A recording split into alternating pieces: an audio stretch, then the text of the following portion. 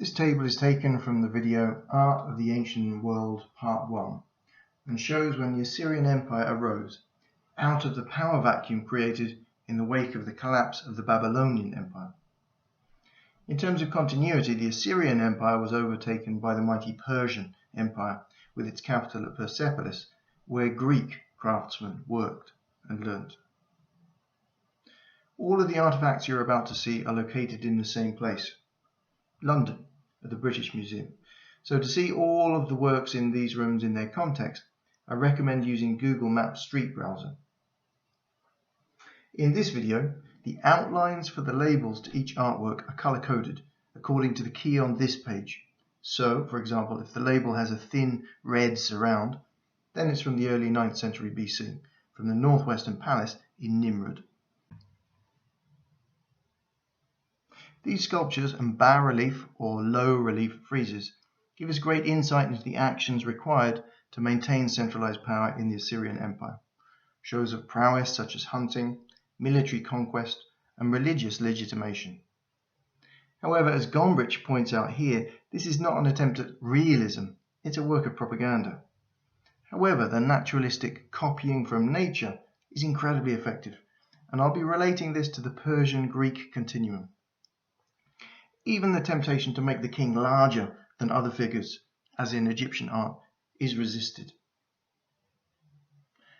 We start with the Assyrian works at the south end of the Egyptian Hall in room 6E, in the early 9th century northwest palace of Ashurnasirpal, the new capital of Nimrud. Ashurnasirpal was the third king of the empire, the grandson of its founder, Adad-nirari II. And we can see in this portrait of the king how he holds religious symbols. The idea that a monarch holds their power due to divine right lasted up until the modern era.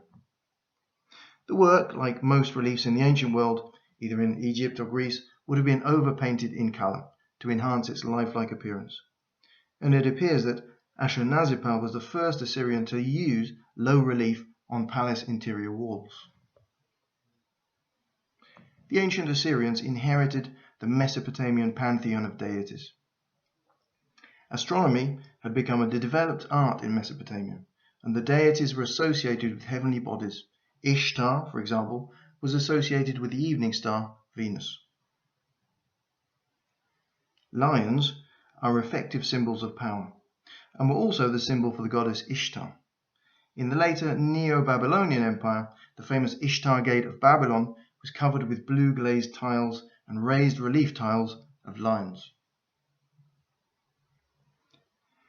This protective eagle-headed deity holds a pine cone, which would have been dipped in water and shaken to sprinkle and bless the room. In ancient Assyria, malign spirits were thought to inhabit corners and doorways, requiring banishment by protective spirits such as this, and requiring protective lamassus, or winged bulls with human heads, to flank doorways for the same reason. The following slides show a royal lion hunt, in the long Mesopotamian tradition, symbolic of the gods assisting the king to conquer nature. The low-relief sculpting of anatomical detail is incredible, as is the composition. In this image we can see the tentative beginnings of a tradition of formal vocabulary, where the chariot's wheel's axle is exploited as a fulcrum for the sake of the composition. The shields of the imperial guards draw attention to the axle by echoing the shape of the wheel, just as in reality the axle is the point from which the horse's leap is tethered, and the energy pulls away from there. The paws of the lion on the platform of the chariot are the counterbalancing weight, tipping the platform down to the extent that the horse's trajectory allows. It's an amazingly simple but effective device, and used to great effect in Nineveh, as we'll see later. The following slide is one of the most impressive from Ashurnasirpal's northwestern palace, and beautifully illustrates the religious legitimation of rule. This image of the king in regalia, protected by spirits and the deity Shamash, the sun god, one of the oldest of the Mesopotamian gods. Shamash was god of justice and hence further legitimized Ashurnasirpal's decrees. The centerpiece of the relief is a sacred tree, often referred to as the Tree of Life as a shorthand, but actually the wording is controversial. It's been identified as a grove of date palms, which is being artificially fertilized, although its specific religious meaning is less clear. Looking at these images, spanning a century and a half of Assyrian rulers, it's clear how the style of art, very much like Egyptian art, changes very little over the generations. Despite the realistic modelling of musculature in the calf muscles of the horse's groom, the horse is clearly the focus of this picture.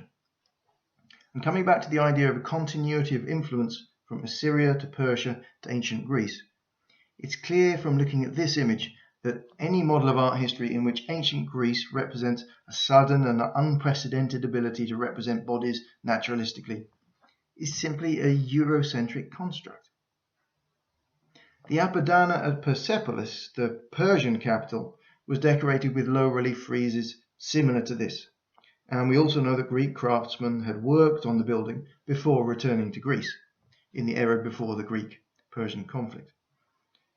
Hence this horse, this image, begs a comparison with the horses on the Parthenon frieze in terms of influence.